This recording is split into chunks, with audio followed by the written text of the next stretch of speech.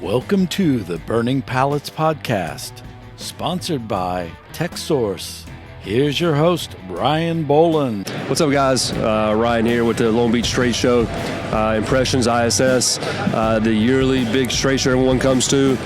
Hosting podcasts. We're thankful for CCI allowing us to take up part of the booth space. Host some podcasts, talk to vendors, talk to customers, talk to friends. Now you get to talk to the GOAT. Talking to Stan Banks as well. And Mike, it seems like you know all these people. You all know each other in this little we do industry cliques / community. Community.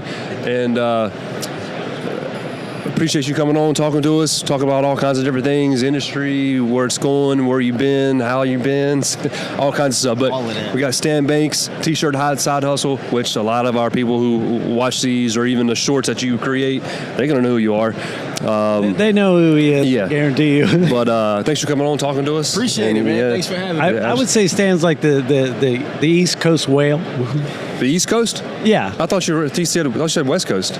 Well, I mean, he's all over. I spent a lot of time on the West Coast in my journey here, but I'm global, man. When did the journey start? And I guess in screen printing, or is it social media where you started in, or what's the case? I'll give you guys a quick rundown. I started printing in 2009. I'm a serial hustler since I was little. I had one job, and that was like 2016, but my entire life I went from selling one thing to the next.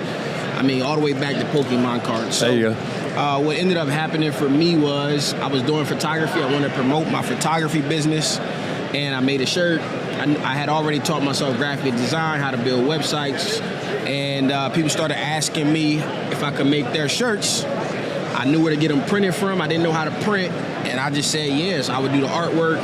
Yeah. I would sell them 24 shirts. I would make about $100 an order, and then my journey started from there. I started learning more and more, and then out of all the hustles that I had, this was the best one. It literally sold itself. Like, I just had to say, hey, I make T-shirts, and so I let everything go. And in 2011, 2012, I started taking it on full time. And being from the inner city, around different forms of poverty, where I come from, and people need it. And I'm like, listen, T-shirts is so easy. Yeah. Anybody can do it. So 2017, I started T-shirt side hustle. My goal was to help 1,000 people start T-shirt businesses. That expanded to 100,000 people. And now I got to redefine what that journey was, because it pretty much stalled out when I hit that big unattainable number. When it became obtained, it kind of like stalled out for myself. You had to have other people working with you too. If you got that many people you're helping, or was it just all you? Just me. All you running it? Me and an iPhone, the best one I could afford at the time. That was it, man. Raw and real content, because I was doing it every day. Yeah. All I did was turn on the camera and show people what I was doing. It's not the same now as it was back then. Yeah. Content has become cool. I wasn't doing it for the cool. I wasn't doing it for the money. I was genuinely here to help people. Yeah. So how long did it take you to hit that 100K on YouTube? Oh man, listen, I wasn't keeping track. I'll be honest with you. I did a conference called Made to Hustle, partnered up with the Made Lab. I don't know if I can say that on here, but yeah, you can. What was it? With the Made Lab. Oh yeah. And I unboxed. Like, I had my plaque.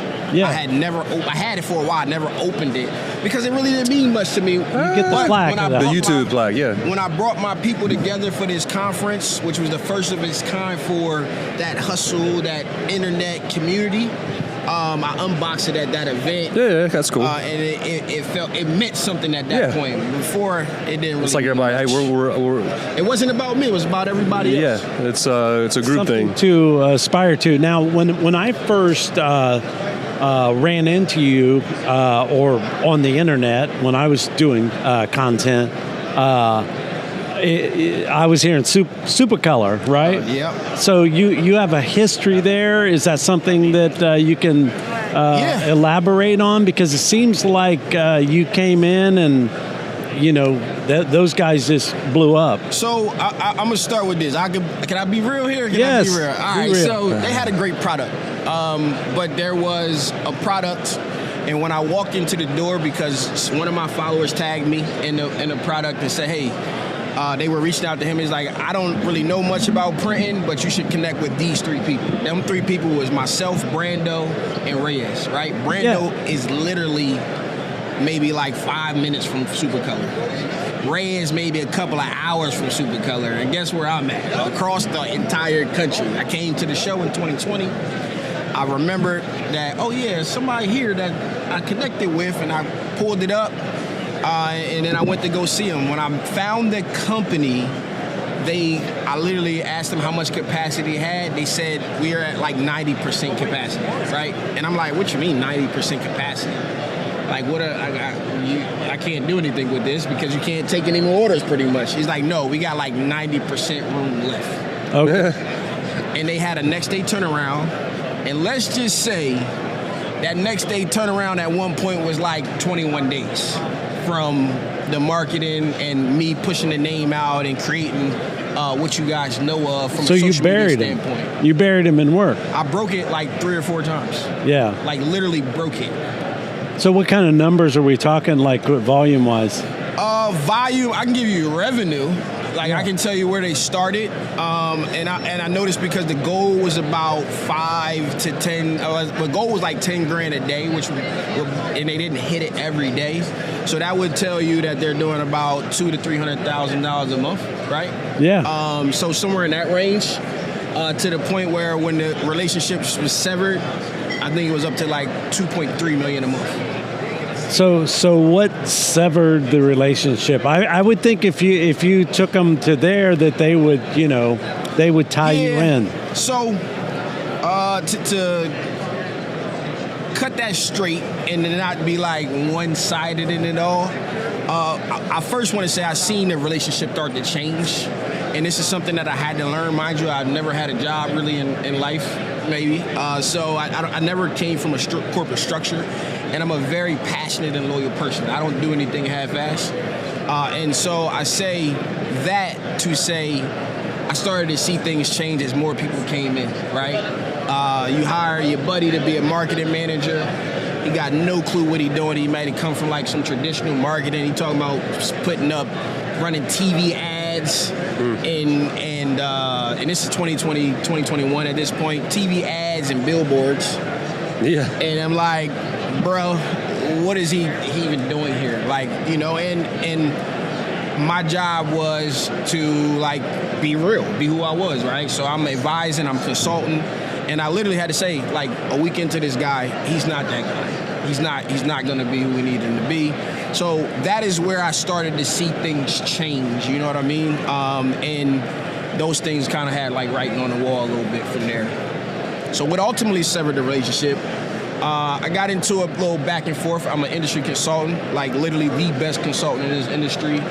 They're just the anomaly of a company, but I've taken clothing companies and 3X their business. I've taken vinyl companies where nobody can sell vinyl and make them build or move twice and grow their warehouses. So, and the list goes on to companies and people that I've helped grow their businesses. I got contracted to work with a company. They hired me for a 6-month stint, and about 2 months into it, 3 months into it, he called me. I'm at Supercolor, and I literally on the phone, and I was filming, so I got it recorded. I didn't put it out, but the guy literally says, I'm jealous of the work you do at Supercolor. And so to fast forward, I'm like, bro, you're literally across the bridge 45 minutes from me. I've been coming to Supercolor across the country. I spent 14 days here a month for 3 years. I don't understand. I've been doing this before you got here, but you're not fixing the things that I'm telling you to fix. I say build a studio, we need to do X, Y, and Z. You expect me to come there and build a hammer and nail. Yeah. That thing gonna be crooked and messed up. So little things like that. But I implemented this whole plan. 3 months in, he's like, it's not working out. I said, okay. I said, cool. I do it. I'm pretty much willing to even give you money back. I don't want anybody to ever have an experience where they don't feel like they getting their money's worth, because I know the results that I bring when you follow through on your side of what needs to be done. And to make a long story short and wrap it up, months later, I can date this to like around Halloween or whatever the case is. I start to see my marketing plan roll out, right? And I'm like, you snake, right? This happened to me before. I took it on the chin. It's happened with Heat Transfer Warehouse. I took it on the chin because, I was like, all right, cool, I'm gonna learn my lesson. Next time I do this, I'm gonna document everything. So I documented everything. And that guy ended up calling me months later and said, hey, I'm gonna pay you the rest of your contract. All right, cool, thank you. Never had a real ill will, but basically I got into it. I started saying stuff about, this guy's ripping me off, yada, yada, yada. They say, right, cool. I put out a video on Halloween saying, basically, you messed with the wrong guy. I remember that. Season, like, what year are we in now? Is this 2022, 2021? This is 2023-ish. 2023-ish. So, at the end of the day, they played Big Bank, Take Little Bank. He was calling, oh, man, you got to do something about this guy, yada, yada, yada. It was a point in time where that wouldn't have happened. I look at it like athletics. When your production is high, at the end of the day, they'll tolerate more if you look at a professional athlete. When your production drops, you can't do certain things. And it wasn't that the production dropped. I built this machine from a marketing standpoint so well that we were just coasting in a sense. And there was so much more that I wanted to do, but it started to have like people and layers in between, and I couldn't really. All right, well, what do you want me to do? Like, we supposed to release new companies and great things and different things like that. And now, nobody really hears about it. They got a great internal network, but with so much competition and no innovation, no real thought behind it, the same old dry story. Yeah. Yeah, the revenue's going to remain high because the infrastructure is built, but it ain't. You got the foundation there. The foundation is built, but it's not really going anywhere. So now you've made a different shift. So you want to talk about like where you've shifted your focus back, and then what it's going to be rolling forward in our industry. Yeah. So I wanted to go back to the roots of why I did this, man. I had to do a lot of soul searching. I mean, I literally went from making $250,000 to nothing overnight when they all banded against me. And so, I went back to printing, and, I spent the year printing, relaunched the print shop for the first time this year. Did just under 6 figures in the print shop for that. My goal was to hit 100,000. I was a little bit under that because I still travel when I do stuff. I had like 2 months later on in the year that I didn't make any money because I was on the road. So I did cross it in my personal finances, but the shop didn't quite get there because of my focus. So I tried to figure out how I can help people. I had a goal to help 100,000 people start t-shirt businesses, and I did that. But when I look around, not a lot of people are making money, right? Not a lot of people are profitable. Even the largest shops you look at, the owners sitting back and realizing that they're not making any money. And one thing about this industry, when I got into it, it was like, you already had to be here. Right? They didn't want to talk to you if you weren't doing a lot. So what I decided was, like, is a lot of information for getting started, $100,000 and less, probably like $50,000 or less to start the side hustle. A lot of people doing it, crafters, makers, doing a great job with content. Yeah. There's a lot of people that'll help you or want to service you when you're doing $500,000 in revenue and you're buying equipment and all of that kind of stuff. But there's a gap in there from side hustle to full-time hustle to being at that level of a 500 to a million. And so now I want to help 1,000 people make 50 grand off their side hustle, and I want to track it. I got a plan to track it and really put data behind it. And I want to help 100 people, preferably this year, but 100 people to make $100,000 in their side hustle. Yeah, and I noticed you've got a relationship with the Graphics Pro. Yes. I've seen you at a couple of those shows, Indianapolis, Charlotte. So I noticed that people are coming in, they're printing their first T-shirt.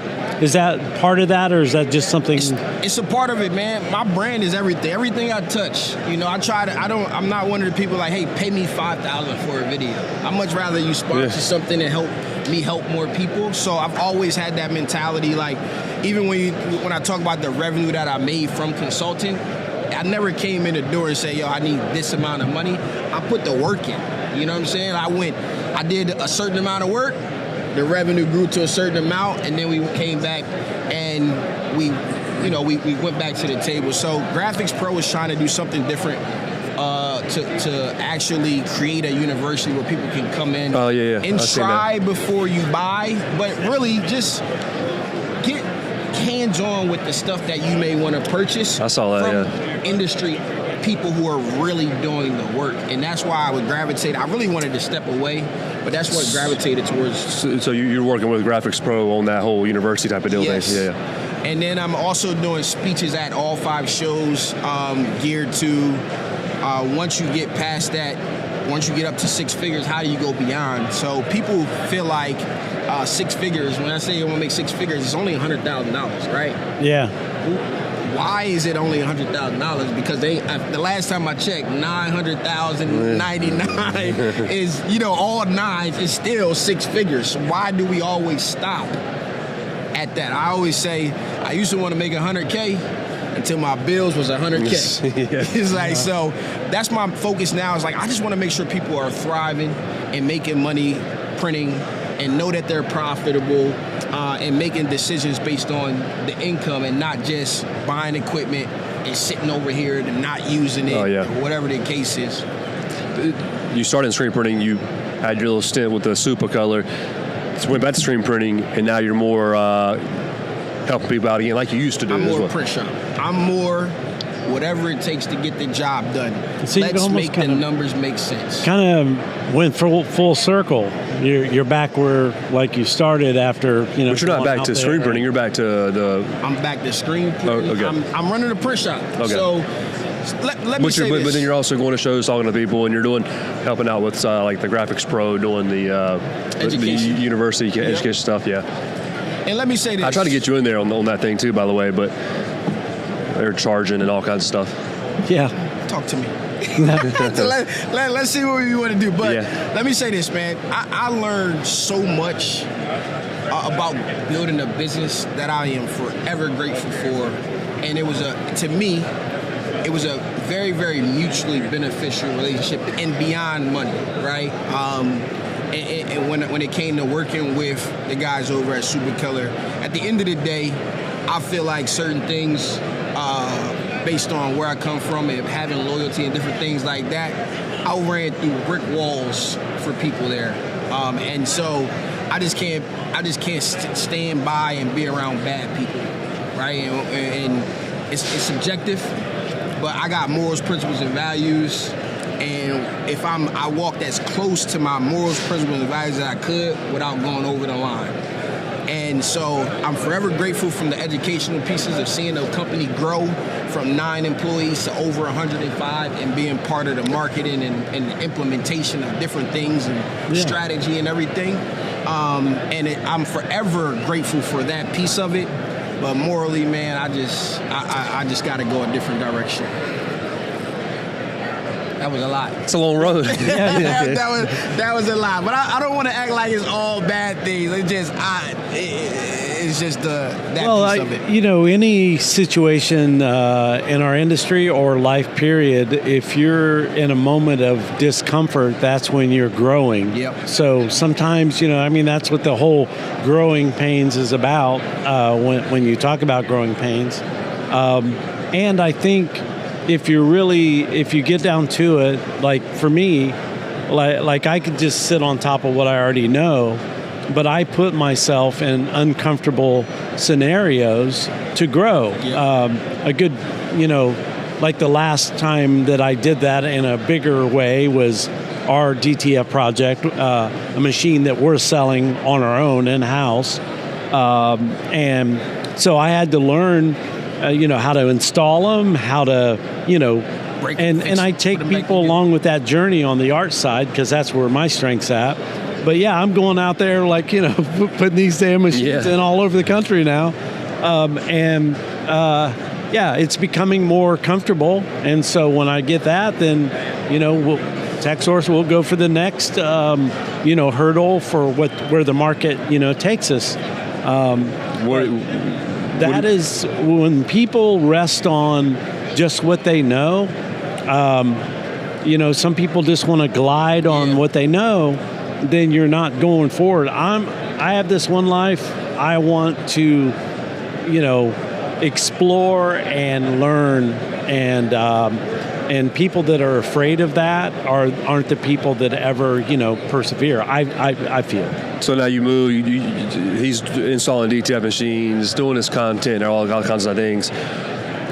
DTF was a new thing 3 years ago. What do you see is coming up, moving forward? Man, it's been so much going on very fast. Honestly, man, I think the industry has forever changed, not only because of DTF, but more so for the influx of money that's come into the industry, right? A lot of investors have come in, and you see a lot of companies are now spreading out to be more than one thing, and I think that's contributed to, maybe that's not the right word, forgive me, but basically what I'm saying is the new money that's come in, they're looking for ways to grow. So a lot of companies that used to be singular companies, they're now there's no just pure screen printing companies. Like us, I mean. Everybody got into DTF, but screen printing companies are now embroidery companies. They're now they're now developing a full range of products, and now it's like people don't know which way to go.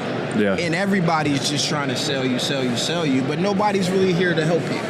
Nobody wants that sale. That's been a trend so far in some of these podcasts. Everybody's just like sell, and no one's helping. So it's a trend at this show. The people we talked to yesterday and today, I'm seeing that trend. Well, and I have to admit, and when I'm trying to help people, I quote something you said a long time ago. It's like when you're starting a business that if you can sell, the rest will take care of itself. Yeah, see? It'll take care of itself. Like, you can sell your way out of any problem. Like, yes. If you can only afford a $300 heat press today, if you follow me, I guarantee you by the time you get it landed today, you'll be printing your first shirt within 24 hours, probably within 3 hours, and that heat press is going to pay for itself. That is the key to this entire process. Sell your way out of any problem. We're so focused on making. How can I make this? Oh, they want this. How can I make it? Forget it. Sell it. And then even if you mess up, you still going to probably make money, right? It may not be as much as you want, but we got to focus on the core business principles, the hands-on part. The printing is the easy part, right? Like, especially if you buy a system. Burning the screen is the hardest part of screen printing, and it ain't that hard if you buy a system from somebody or a reputable company, different things like that. We got to get people focused on business. And my push, and this is where we started to bump heads when I was consulting, is like, listen, let's stop just trying to sell them new stuff. Let's teach them how to be better customers. Yes. Right? And if we help them build a better business, they're naturally going to buy more supplies. And that's what everybody wants at the end of the day, is that consumable sales. Yeah. So if I help you grow your revenue and you just doing 30,000 and I help you get to 100 or 150 or 200, what's going to happen as you do that? You're selling more product, meaning you're using more product, which means if I'm taking care of you, it's right for me to expect that you're patronizing the business and different things like that. So that was where I wanted to start the head, and I knew that. And that's where I think it all started to unravel with, not necessarily with the main company, but the other distributors that I was consulting and different things like that. Yeah, it's always made sense for TechSource, where I work now, because of doing the we just stopped. Did you stop him? Yeah. That didn't even make sense. Yeah, body language. Hey, hold on there, sir. Fucking camera here. But no, we, TechSource, we serve the little guy, the garage shops, and a lot of these bigger supply companies don't. Nobody wants to. And that's how TechSource has grown, we continue to grow. I'm just waiting for the next time that I go into and Ryan says, we're going to open a place here. We've expanded. Yeah. But it's the focus has always been on the small on up. And man, you got to catch people coming in. If I could give every company out here that will listen to this and they are a supplier of anything, I wholeheartedly believe it, and this is the plan that I use to blow up that company and every other company that I work with. go catch the people coming in. Like these old people, I love them. They have a ton of knowledge. I met some great people. They ain't changing. You know, like, let me go catch the people coming in. Let me educate them. Let me treat them right. Let me show them the way. Let me make sure they're making money. And that's how you break a new product. That is the ultimate secret. If you coming into a brand new industry, just go catch people coming in, right? And that's why I love the new people. Like that's why I love GPX University. I print, and I make cool designs. I gotta have some fun designs. I got a new design. I'm gonna give you one. It's called Industry Trash, featuring culture vultures of the industry. But I make cool designs, and I get people printing, get the juices flowing, and then I have conversations with them about what they're doing and how much money they're making and how they can make more money. And it literally will allow the machines that they're printing on to sell themselves. And it's so much so that, like, a guy might be like, I'm here with my staff. And by the time they done printing, this guy who run the company, like, I don't want to print a shirt. Okay, I want one. I like that. That's a cool design. So you use the art. And that's, a lot of companies, they got terrible art around here. I don't even take shirts no more unless they got good art. Yeah. Right? It's like, make it fun again. Yeah. Make printing fun again. I can show you one that's example. In my, I use it to wrap up this equipment because it was a sample from this company, and it's this giant ass square. Like, okay, your machine can do that. That's all good, but this is terrible. Nobody's going to want to wear that. It's also one reason. And they have the means to make the coolest stuff ever, and it was a terrible so design. lazy, man. Contract somebody cool. Contract the artist. Like, liven up, They had so many people in that building, but I know what you're talking about. It wasn't that crazy of a design.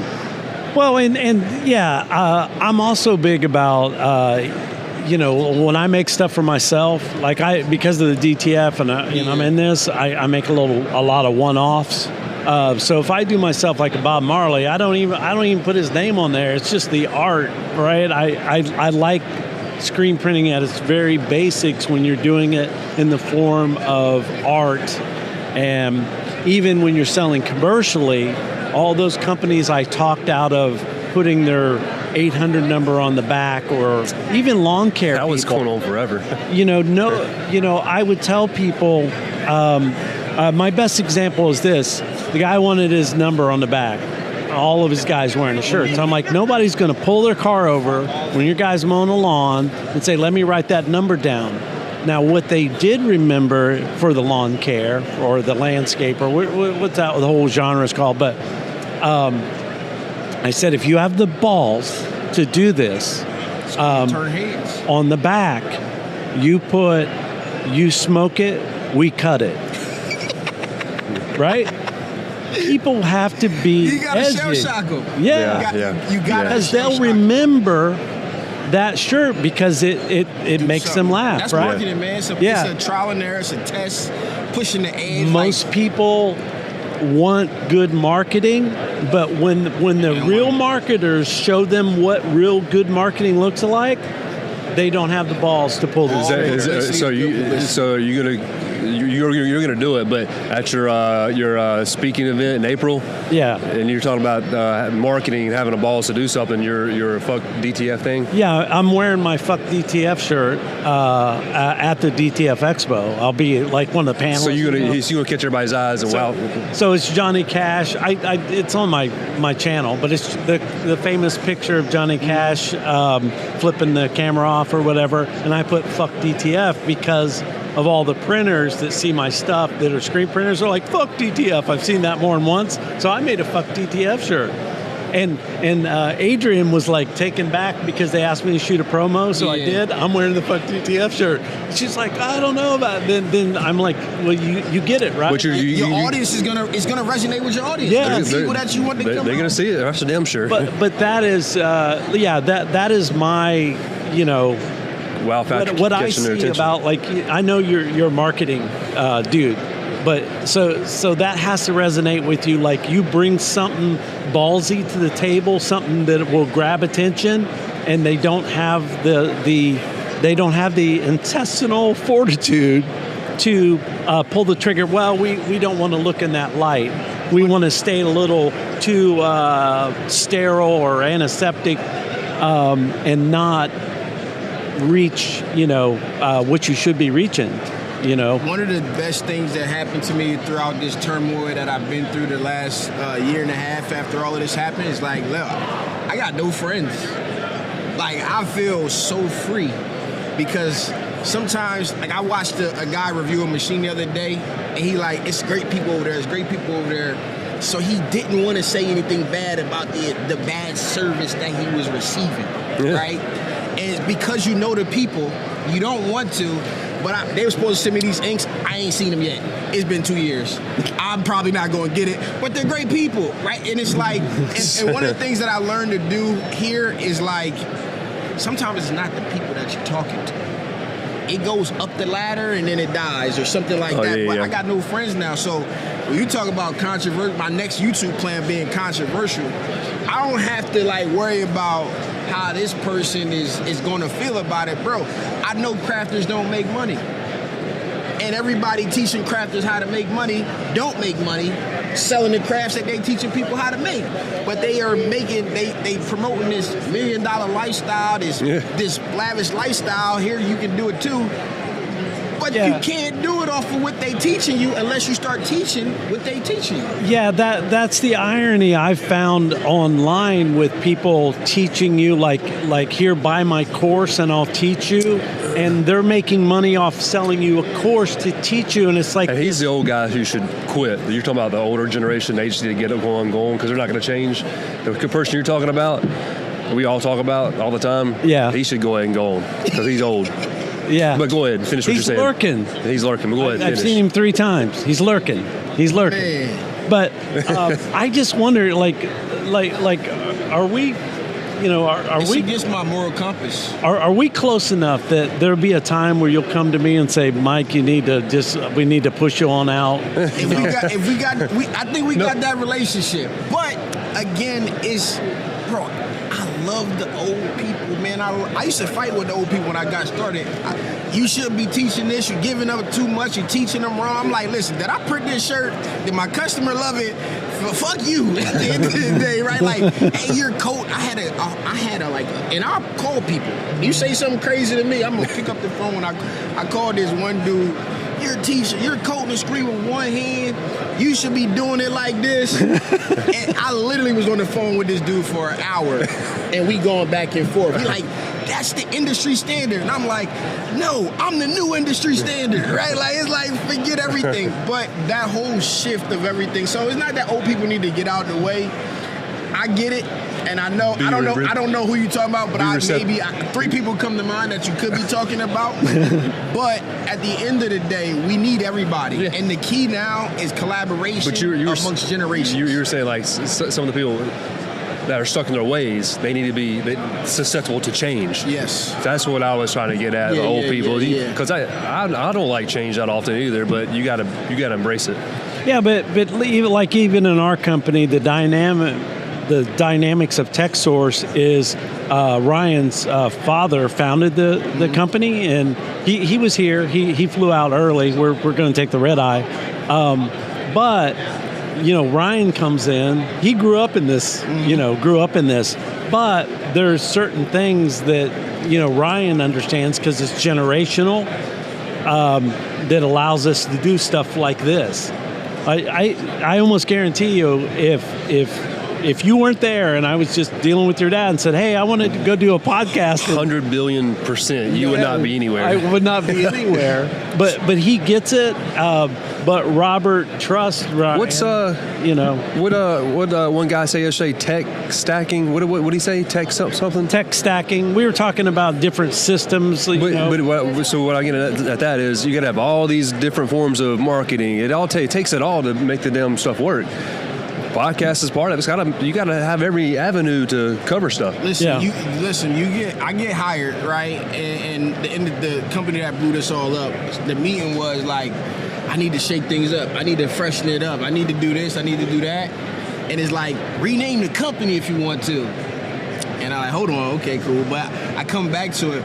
But when it's time to really do that, what I've learned is, like, I've met with a lot of companies where I know I can help, I know I can grow sales, I know I can do all these things, but if they're not ready for it, you can't force it. No. I just literally on my way here trying to get here, I met with a guy, he's like, let's do something. And I was in their office, the apparel, I'm like, y'all got a great product at the very beginning, the office, they've grown so much, but the timing wasn't necessarily right. Maybe him, maybe other people. The timing will all come together if you're willing to do the change, but you can't force it, right? Like, it does take a fresh young person in there that can sway some of the things that need to be done and be willing to do it. But if you look around, the booths ain't the same no more. You know what I'm saying? Howard Transfers bought a truck. The booth I absolutely love was the food truck that 613 had in the past. Now they did I said, y'all stole some of my aesthetic. They did the blueprint. They went like minimalist Kanye. They like, here's the floor plan. That was like, they were over there, they right? mapped it out. Yeah. I don't know which way it's a floor plan with the, I saw that one. And I'm like, heat press here. that is awesome. This is great. They didn't spend nothing except for that floor plan. That's pretty good. Story behind it, they weren't going to do the show. They had to do the show, but I loved it when it came out because you getting a bunch of people who really don't know about our industry. They're learning, but they're coming in with fresh new ideas and companies. They're learning the things, and then they're taking whatever experience they may have had in the past, and they're adding some edge to it, and they're getting the owners in the company are allowing them to do it. And that's the breath of fresh air that we need, right? Yeah. Like, you look at that run that we went on with Supercolor, we're doing so much cutting edge, and I'm literally just out doing it, moving like I own the company, right? Which ultimately led somewhere, but if you don't keep innovating, it dries out, and then Ninja Transfers comes along and does everything that you were supposed to be doing and passes you up because they got a new, fresh idea and they're willing to put the work behind it continuously. Where were we the other day that someone said that they forced our company every 2 years to bring on some kind of new product or innovate some kind of new product. Yeah. And it was... whether they think they need one or not. Yeah, they make sure every 2 years they're doing something new. Got to. In our industry, I mean, honestly, we're stuck here now. Like, nothing's going to change. DTF will get better. But I don't see another product for 10 years. Like, that was the greatest thing in 10 years. Yeah. You know, it has been. It's going to keep refining. But I don't think we're getting anything new. And everybody around here knows it. And now they're trying to dibble and dabble in other lanes. Everybody's selling everything. There is going to be no uniqueness in it. So if the people in it aren't unique, you know, the people have to be unique. Yeah. And I, you know, my kids will tell you, you know, that from the time they were young, because I've always been in this, I'm like, you know, you tell me like what's cool to you, right? So I could at least have a look. But I've always looked to the youth because the youth is always the future. I mean, they're what's buying. I'm surprised I'm allowed to, you know, like I have an iPhone. I thought that was going to become like a old, you know, boomer thing, right? Right. Yeah, I want to be like I want to be hip. I want to be, you know, on top of. I can't dance. But I be trying to do the little TikTok dance. I be like, I don't know. He does a good job at trying to stay hip. You got to, man. You know, I decided like last night, like when I got back up to my room, I'm like, I'm cutting this hair off. It's time. You getting it? I don't care what my wife says. My God, dude, I'm slaving this hair around for my wife. I'm getting rid of it. I am getting rid of it. It's good, man. And every time I see a new person around here at the shows and stuff, or somebody does something great, I literally like Stephanie at 613. I'm like, I love what you guys are doing. Right? I try. I know how I'm respected amongst the industry and how far my word goes, but I try to acknowledge the good things that are going on. Over here at Embellisher, like her branding and her launching this used equipment sales company and watching that thing take off over the last 2 years, like you gotta look at some of these things and you gotta love them because it's just fresh, it's new. It's somebody who ain't supposed to be doing what they doing and figure something out, you know, which is a lot of our journeys in the print industry. And you just gotta love the entrepreneurship from the roots, and that's me. I've been hustling since I could walk, man. I've been shoveling snow and whatever it was. So I gotta acknowledge those things. And you ain't gonna get too old as long as you keep trying to be. It's gonna look dorky. I look crazy when I'm dancing, but it keeps us fresh and keeps us young. Yeah.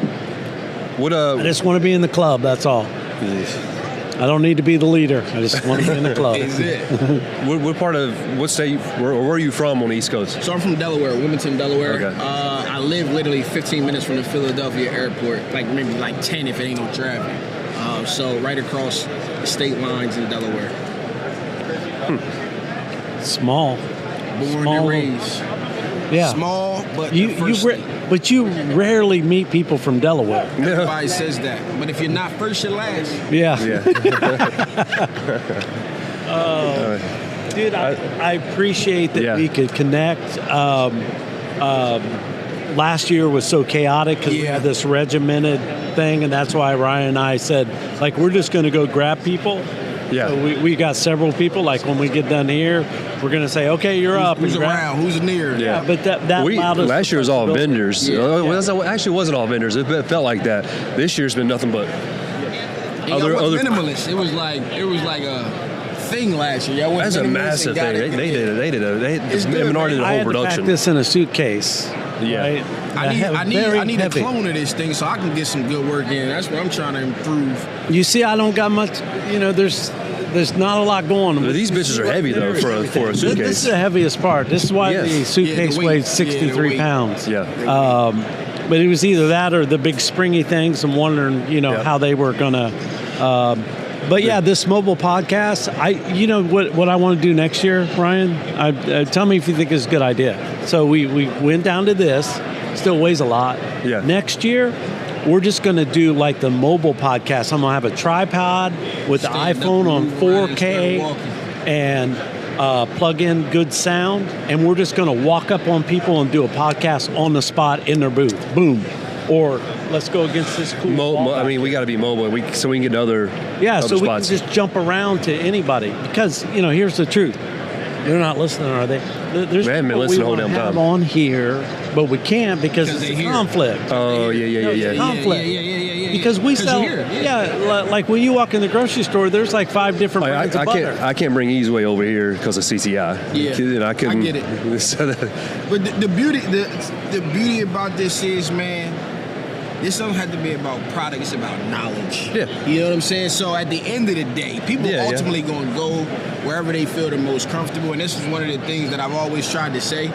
I don't really care where you buy. I prefer you come get it from me. I prefer you use my affiliate links. I prefer, because I'm investing to you and it don't cost you nothing, this is the way you can support me. But at the end of the day, we make it about the knowledge and the rest will take care of itself. You know what I mean? And if you do it out of that goodwill, it's going to happen. But I get it. They're competitors. I get all of that. But, man, listen, these people move from company to company every day, man. Oh, yeah. Even I was so loyal, and I had to realize that you might be working for the competitor tomorrow. Yeah. I can't remember the guy's name. I need to take you over there, but he was working at M&R, and now he's over. He was a younger guy. Now he's over, I think, over Brother, somewhere. Yeah, Brother. I need to see if I'm thinking correctly. So after this, I'm going to go walk over there. You talking about people moving. That's how it goes, people man. move. And I had to tell my audience, I said, y'all think you supporting this company or that company or you die hard for this or that. And these dudes is in the room laughing and talking about you. And this is where I say I walk this close to my moral compass. We fighting over what product is better, whatever. They all selling the same stuff. They all rebranding the same stuff. I looked at that and said, I can rebrand this too. And I can tell you it's rebranded and where it's from. But nonetheless, the cat's out the bag now, man. Everybody's selling the same stuff at the end of the day. Let's make it about the knowledge. The only way that this industry is going to get its resurgence is if we grow it. And that takes a collective effort amongst a bunch of companies, a bunch of people, a bunch of knowledge being shared, because it was a good portion that this thing could have died out. Literally, actually, somebody talked to me about going to the promotional product stuff because it's going to die out because there's no new infusion of people coming in. But this show didn't look like this before 2020. It wasn't so diverse when I started going to shows. It wasn't a lot of people with. It wasn't no people with cameras. Oh yeah, no. This was completely unheard of. Yeah, But you weren't now, allowed to bring cameras back in the day. And guess what I did? I just started willing. I went to shows for so long, I didn't even know it was after parties. I'm like, I felt bamboozled from 2012 to 2020. Oh, man. I used to go to Atlantic City and go home. It wasn't no dinner for me. It wasn't no, like, literally, I'm driving home. You got bamboozled. I did. I wholeheartedly, like, nobody told me. And so, you know what I did? I said, you here? You made it here? You coming with me? I crashed so many places. Oh, I call somebody. Let me figure out who to call. This is such and such an event. You got a ticket? No. All right, let me figure some. Yeah. And everybody I know is coming. If you stuck around, because it was for so much you couldn't get no information. Yeah.